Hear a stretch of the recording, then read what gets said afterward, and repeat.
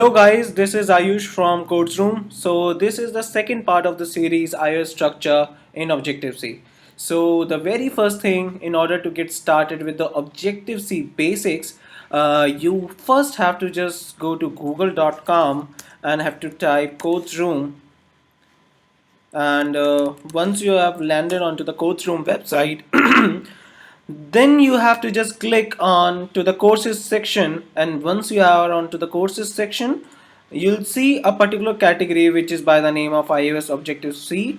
You have to click on view more, and then it is a second topic which we are going to cover in this particular series right now. So what is actually Objective-C basis, and what is Objective-C? So guys, first of all, I am having understanding that all of you are knowing what is data structures, what is classes, what is objects, what is abstraction, encapsulation, and the other OOPS concepts as well. So let's say polymorphism, kind of abstraction, encapsulation, and every kind of other stuff. So guys, let's start. We'll click on the very first basics. I'll start with the getting started as well. The very a quick recap of the what we did onto the previous section. We just downloaded the Mac OS. We downloaded the Xcode version 8.2 and the Mac OS Sierra, which is 10.12, and then when we just clicked onto the Xcode, we clicked on file. It's a new option. Then we clicked on project, and now as a project is off, now I just explain onto the previous node. I completely explained you the complete part, let's say watchOS, TV, Mac OS, and cross platform. So let's get started with the single view application right away, and we'll click on next button. On this particular screen, I'm writing it as Objective-C basic codes room. We'll click on next button. So it shows me the complete repository. I just click on create. Now this is a particular screen in which is in front of me. So let me just tell you about it.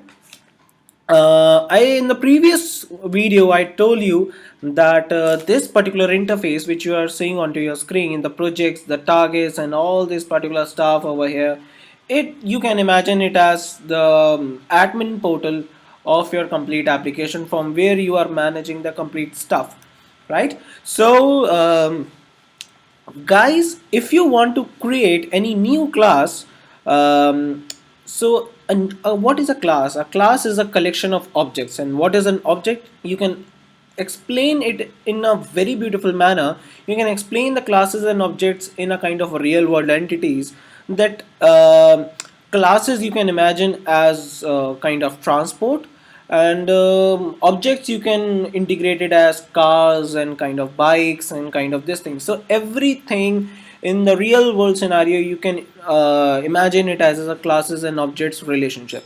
Okay, so when I'm talking about class in Objective-C, when you create any class, it is divided into two parts. So the very first thing is the .h file, and the second is the .m file. So when I'm talking about one class, it is by the name of app delegate. So let's say app delegate is one class which is divided into two parts. It's .h and .m. I'll tell you what is .h and .m, and let me tell you that what first actually app delegate means. So the app delegate class is actually that particular class in which we are having a control over to all of the complete scenarios. So let's say I'm controlling of all the states of my application. By states of my application, I mean that let's say if my application is into the background mode, has entered the foreground, did become active, and is into the terminated state. So let's say if I want to perform any of the activities when my application is into this particular stages, then I can just control it over to my code, that what functionality I want to just put in. The very first function, which is by the name of did finish launching with options, is the very first function which is called when your program is being launched. So let's say There's one thing more. So let's say if you want to print any particular thing into your other languages, so let's say if you want to print um, hello into C, then you just write print f or print ln in other languages, right? But in Objective C you write ns log hello codes room, right? So this is you just select your simulator. So let's say you just selected the iPhone 6, you just started your application. So this is the very first function, which is actually the a kind of a main function which is called at the very first time before your any class launches. So if I want to just tell my application that launch my this class, launch my second class, launch my fourth class at the very first moment, I just put in my code at this particular function. So this is by the name of did finish launching with options. So guys, right now let me explain you what is .h and what is .m. Guys, as we know that what we mean by abstraction.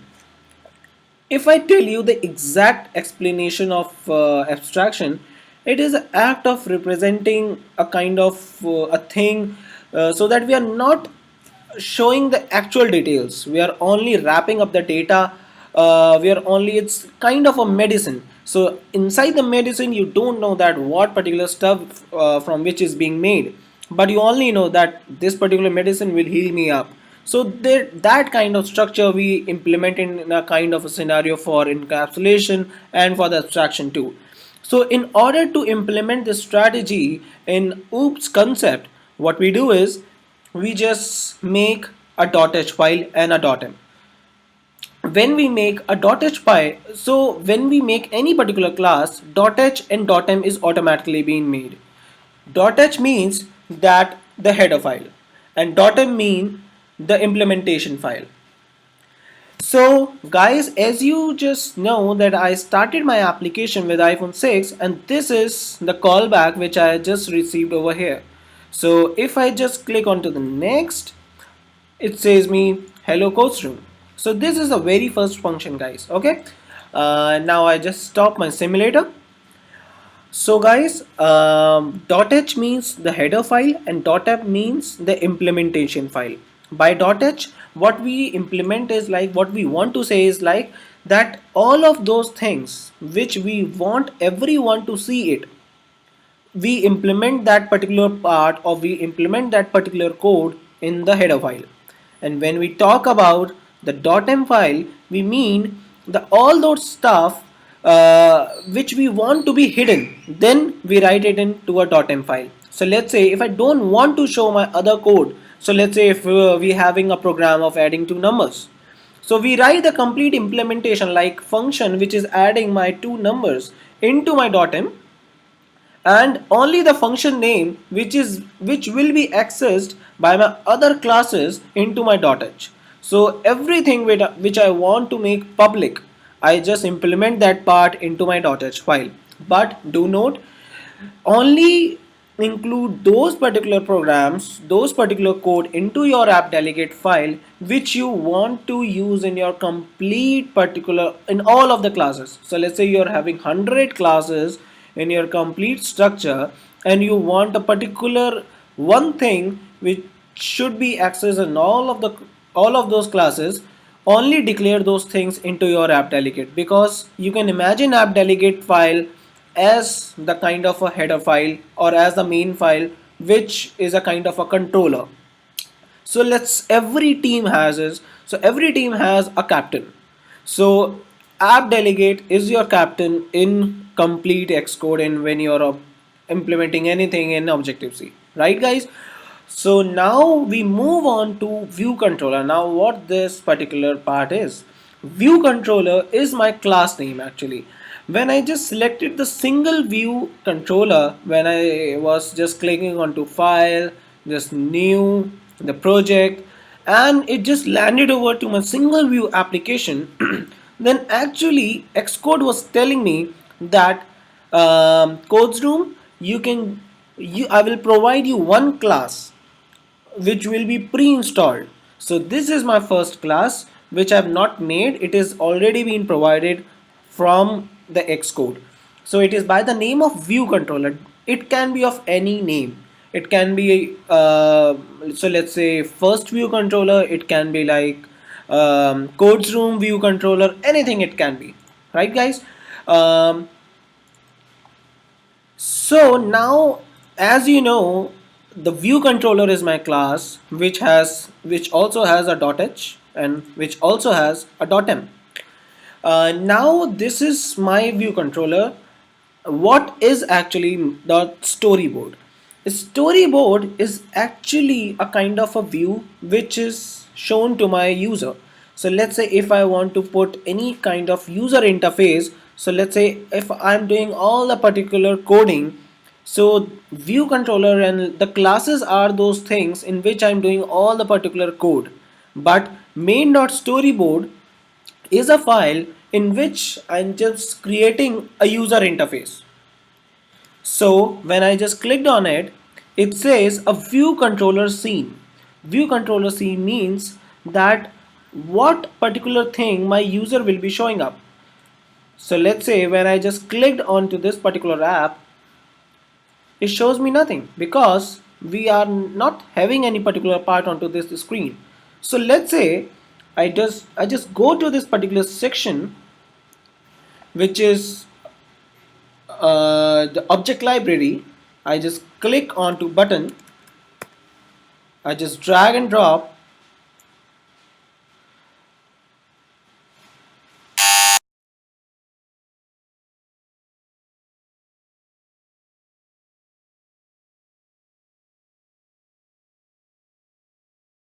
Will drag drop the button onto the complete screen. So let's say this is a button which I just drag and drop from my this particular interface. You can see it once again. This is a button and I just drag drop onto my view and I just stretch it. I just click onto attributes inspector onto the right hand section onto the upper hand corner, and I just click on it. I just change the title and write it as codes room. So guys, this is my button which is having the text codes room. When I just click on to the start or to the play option, it will show me a button with the name of codes room written on it. Guys, now it's a time that we move ahead with the complete part which we did earlier, and now let's so guys, this is the simulator and you can see this is codes room button and I'm able to click on it as well. So guys, now let's get started with the next part. I just stop my application right now. I just go to my view controller to my .m file and just now let me go to the very first file, which is the .h. Okay, so the .h file elaborates you. I'll explain you every single line into .h and .m, so you don't have to worry about anything. You'll understand every single part in the complete basics. So guys, the very first thing which says me that import UIKit and UIKit.h, it simply says that you are importing a framework which is by the name of UIKit. And now what is UIKit? Guys, we have a hierarchy. In this particular hierarchy, you have to understand it very clearly that we have the main class which is by the name of NS object. This NS object derives the UI responder. Don't worry, I'll explain every single bit of it. Now, when we are driving the UI responder, we're having the UI controllers and the UI views. The UI view controllers and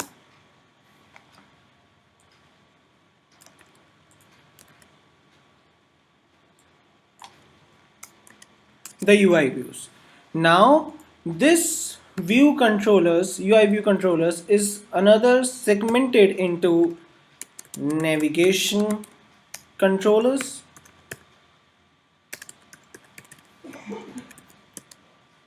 etc. And now this UI views is further segmented into buttons, labels, and other stuff, etc. So guys, what is this actually? So guys, this is my hierarchy. So let's say you can understand it as so let's say in your family you have your grandparent, you have your parent, and then it's you. So it is always true that the thing started from a kind of a root directory, right? So let's say if your family started from your grandfather, which you know about it, so your grandfather is that person who is kind of a topmost person onto your family right now. So it is the same in complete Xcode in complete Objective C, that we have everything which is being derived in a complete program, it is being derived from NS object. Right now you don't have to just more think over to let's say what is NS object and what does it include. You just have to think it over that every class, every when I'm writing, let's say if I'm driving the button onto the screen, if I'm driving a label onto a screen, so every single component it's itself a class. So let's say if I'm driving a button onto a screen, so button is also a class, right? So now if I have to talk about that, let's say now let's say button is a class which is being derived from UI views, and UI views is being derived from UI responder, and now UI responder is being derived from NS object. So ultimately you can just think it over that everything is being derived from NS object. So let's say if I just want to create a button, right? You don't have to worry about that. Let's say what I'm writing right now, I'll just explain it over. I just write UI button. This is the kind of method by which I'm creating a button, right? So if I want to go into this particular class, this is UI button. So when I'm going inside it, so this is being derived from UI kit. You can just see it over here, right?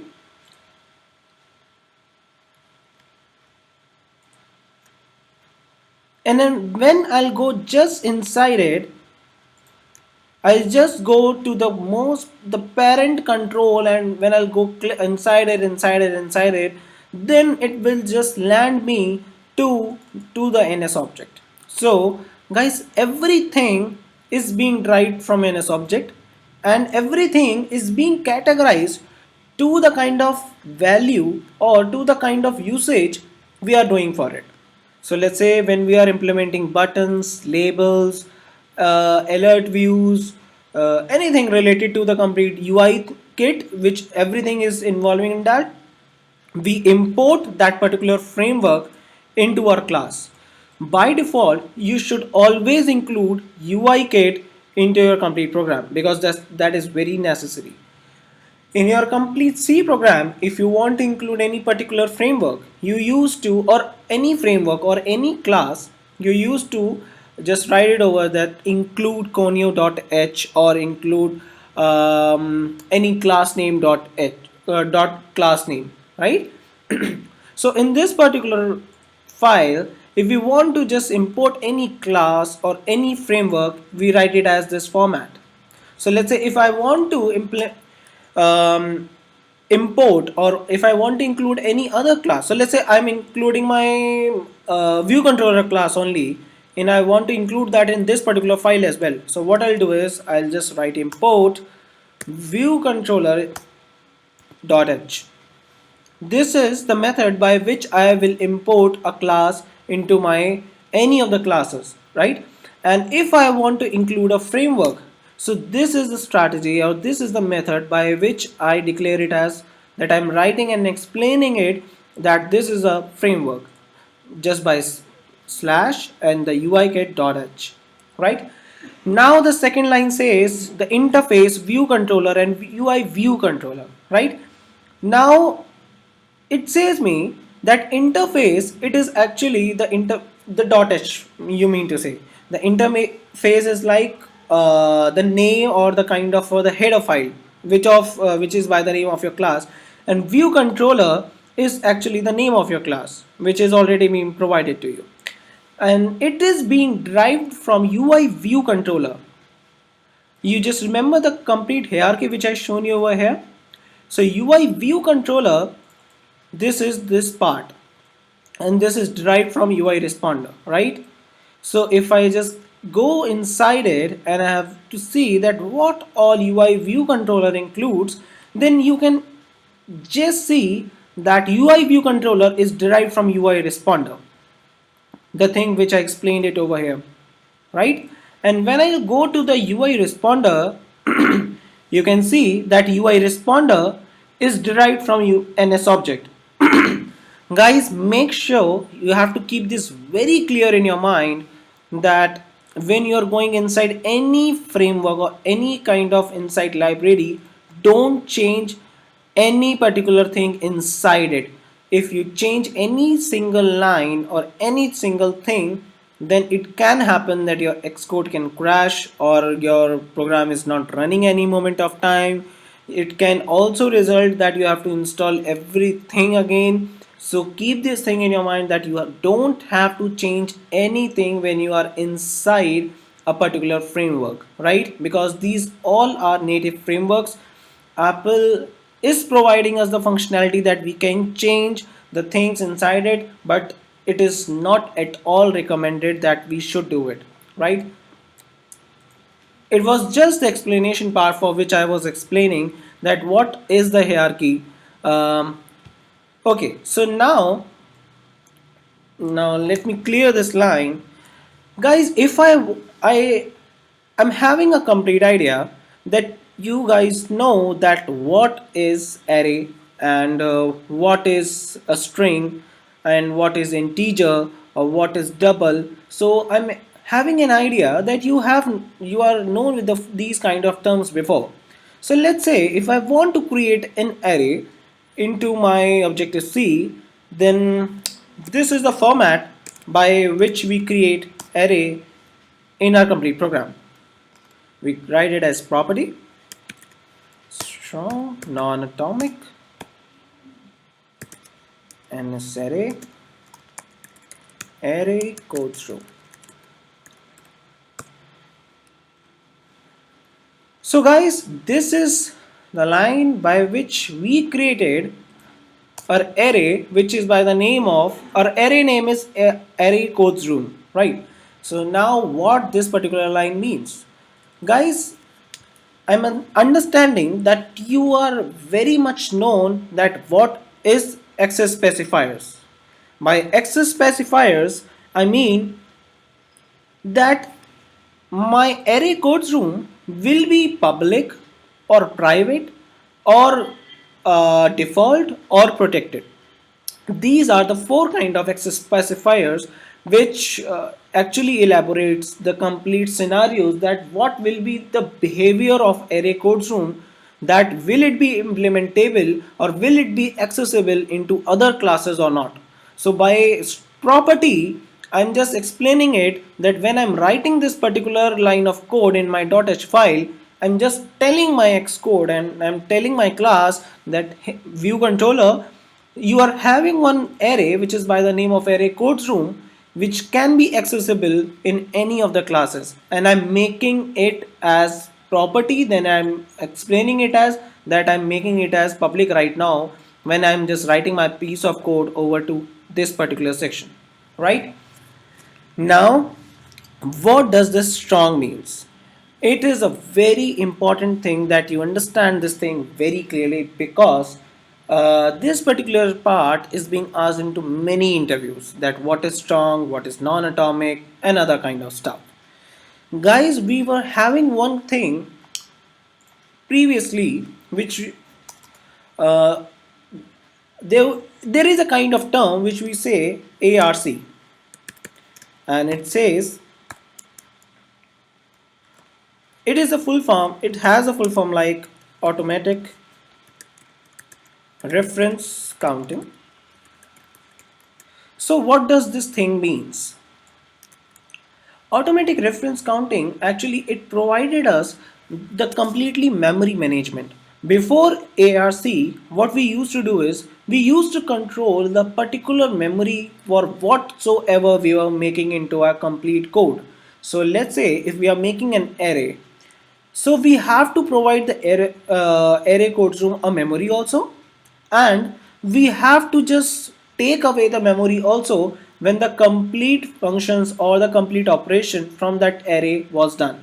So it was like a very pathetic work which every developer has to do, because in if we are having one single class, and in one single class we are having, let's say, 50 arrays, then we have to manually configure that at what instance and at what moment of time and at what piece of code we have to just write that we have to take away the memory of this particular array. And it was not only for array, it was of every particular thing which we were creating into our class. So it was a very pathetic term. So when ARC came, it provided us a complete solution that we should not worry about it. Everything related to the memory will be managed by ARC. So automatic reference counting establishes the concepts that you don't have to worry about the complete memory. When we are writing it as strong, we are saying that array codes room, you will be accessible in this particular class and other classes as well. And when I'm writing it as strong, I'm saying that this particular array codes room value can be accessible into second class as well, and to third and fourth and fifth class as well. And let's say if I was having 10 classes right away, and my use of array codes room was not after fourth class or was not after fifth class, I was just accessing the value of codes room onto my fourth class. So this particular all memory will be managed by ARC, that ARC will itself deallocate, just take the word deallocate, the memory of array codes room after the fourth class. I don't want to think it over that the memory of array codes room was deallocated or not. It is a particular job of ARC to just manage it. When I'm writing it as a strong, I write it as a strong many a times when I say and when I mean that I want to use this particular value apart from one class. I'm explaining once again into very short, that let's say when I'm writing a strong keyword, it says that array codes room value can be accessible into other classes as well. But let's say if I want to use this value into this class only, and I don't want to use this value into another classes, I will write it as weak. So now what this thing means when I'm writing as weak. Weak says that, let's say when I am inside my this particular class which is by the name of view controller, and I'm just landing over to my second class which can be like second view controller, then my array codes room will leave, or the value of array codes room will be deallocated. But in the case of, if I would have written strong, then this value will be there in array codes room. It will not be deallocated from array codes room. Right? So this is the difference between strong and weak. You should have this very clear in your mind. Now let us come to the second thing, what we have written as non-atomic. Guys, by before continuing non-atomic, I just want to explain you the term which is known as synchronous and asynchronous. So what does synchronous and what does asynchronous mean? So let's say if there is one thing which is being under the operation, So let's say into the real world scenario, um, you are studying from course room right now, and if any other part is requiring your attention, so let's say your mom calls you and say that, hey Harry, just come to this particular place and just help me out. So what will be your reaction? Your reaction will be that I cannot be deallocated from the task which I'm doing right now. I can only be able to come to your place when my work right now is finished. So this particular scenario, you can just take it as synchronous. So all those things and all those particular parts which whose value can be accessed afterwards when the complete operation is being finished, then only their value can be accessed. This part is known as synchronous. And let's say if there was a scenario that you could have managed the work of your mom as well, and you could have gone to your kitchen or just help your mom in the particular stuff, and side by side onto the parallel node you were learning from codes room as well, then this particular segment was termed as asynchronous, right? So by asynchronous we mean that your value and your attention can be get or can be valued by more than one operation at one single moment of time, and you can do multiple stuff. Into the same scenario, we write it as non-atomic, which simply says asynchronous. When I'm writing as non-atomic, I'm saying that the value of array codes room can be accessed at any moment of time if array codes room was into any particular operation or was into the between of any particular operation as well. You can access the value of array codes room at any moment of time. But if I would have written as atomic, then the value of array codes room would not have been accessed till the time the array codes room value was completing that particular operation in which it was involved. So let's say array codes room operation was to add two numbers, or let's say to store two numbers. Till the time those two numbers are not being stored into array codes room, the value of array codes room would not have been got by another operation which was like multiplying two numbers, right? So this is the basic difference between strong, weak, atomic and non-atomic. Now let's navigate to .m file. Now what does a .m file says? A .m file says that you are the implementation file first of all, and this is the interface. We call this part, this is actually, you can see the name of the class. We are importing this class into the .m file, and this part is the same as this part was when when I was not writing any particular piece of code over here. This part is called as extension. So when we are writing any particular piece of code which we want to be as public, but we don't want anyone to see that particular piece of code. It's like that I want to be public, I want to show my particular, I don't want to show, but I want that this particular array should be accessed in other classes as well, in all other classes, but it should not be visible to any user, or it should be like implementing the functionality of abstraction. Then I will write it inside my extension. So this part is termed as extension. This is the implementation part of the class which was by the name of view controller. View did load says we have a very simple thing in Objective-C that every single line behaves as it is saying in a simple English. So if I want to just know that what is view did load, it simply says when your view or when your UI view which was inside the main.storyboard was not loaded, what all operation which you want to perform, you can just write it over to this particular section. This.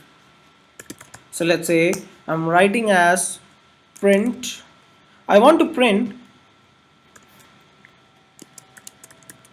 codes room is fun. So this particular piece of code will be implemented before my view was loaded. When I'm writing my second line as super view did load, it is just extending all the particular part which was into the parent class of view did load, right? So you can see that it first goes to the date finished launching with options into the app delegate file, and then before loading the view, it lands over to my view did load section. You can see it over here, and when I just click onto the next file, and it says codes room is fun. So guys, I explained you not the complete basics, but some of the basics which you should know before implementing the complete program. So into our next series, I'll just explain it, the particular part of how you can make your own Hello World application using Objective-C. So guys, stay tuned with Codes Room and have a nice day.